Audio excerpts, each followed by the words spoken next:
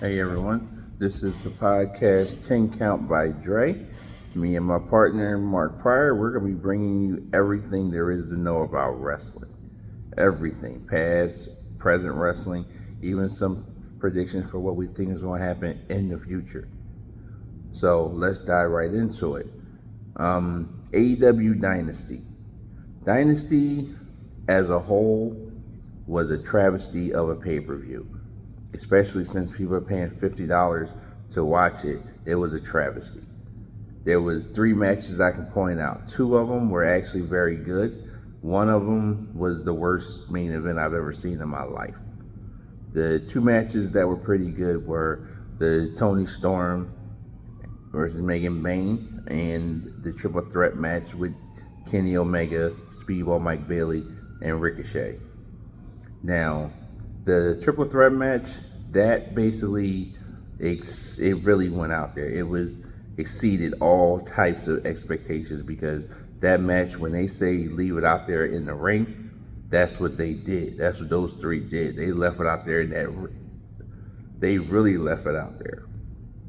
Now, as far as the Toni Storm versus Megan Bayne match, again, that match was another banger.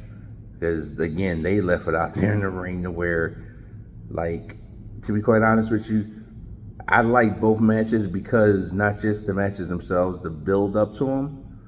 Even way back when the build up for Toni Storm and Megan Bayne happened, when Toni Storm did that promo inside the ring to basically challenge her to that match. It was a banger. That whole build up had me impressed. Now, let's get to the match that I thought was the worst main event ever. Moxley versus Swerve. Now, to my knowledge, Moxley booked that match himself, and it just didn't work out too good because they did way too much in that match. Way too much. But yeah, that Moxley Swerve match, that was a little bit too much. Having the Young Bucks come out now.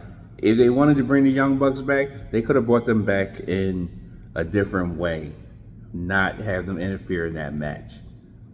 Now, the other point that we want to discuss with you is the uproar that the promo between Tiffany Stratton and Charlotte Flair caused. That went completely off script. People are still in an uproar about that. WWE is still dealing with the backlash of that because that was completely, off script. They went completely personal to where Charlotte Flair talking about how Ludwig Kaiser, Tiffany Stratton's real life boyfriend, is in her DMs. Tiffany talking about Charlotte's divorce, the 3 divorces.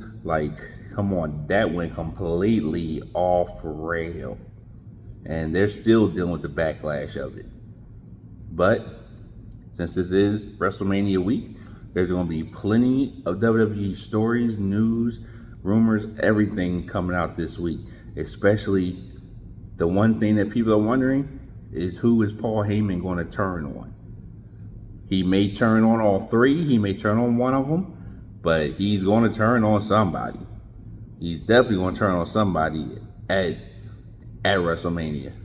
And for those of you that don't know it, Brock Lesnar signed a contract with WWE, so we'll be seeing him too.